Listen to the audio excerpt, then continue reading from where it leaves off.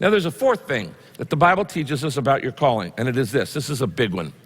My sins and my mistakes don't change my call. Oh, I'm so glad for this one. My sins and my mistakes don't change my call, God's call for my life. It doesn't matter how messed up your life has been, whether you messed it up or somebody messed it up for you.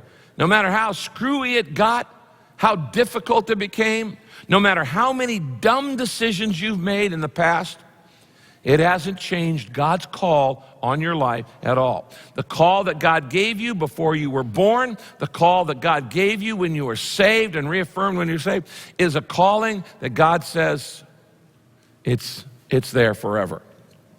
It's a permanent calling, and God doesn't change it. Now, a good example of this, of course, was Paul.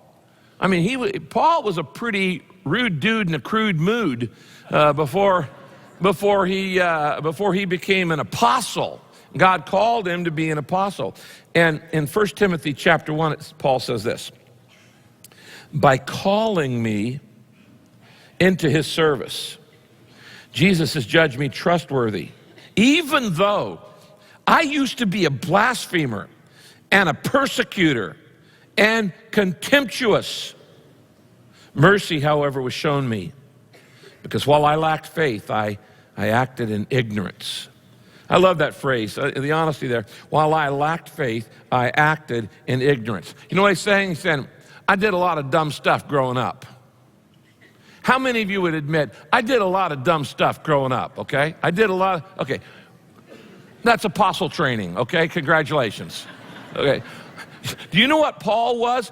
Paul was a terrorist before he became an apostle. He was a religious terrorist. He was going to people's homes, dragging them out in the street, throwing them into jail, killing people. He was a murderer. And God said, Paul, that didn't change the call that I had for you from the day you were born. I had a plan for you. And even the bad stuff fits into the plan.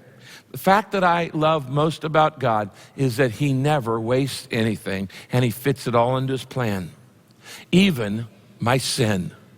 Even the stupid decisions that I've made that I will regret the rest of my life, God says, you know what? I'm going to even put that in the plan. We'll make it work. I can bring all things can work together for good for those who love God, who are called according to his purpose. I can fit that in there too. And not only can God say, your sins and your mistakes don't change your calling, the sins of other people against you don't change your calling.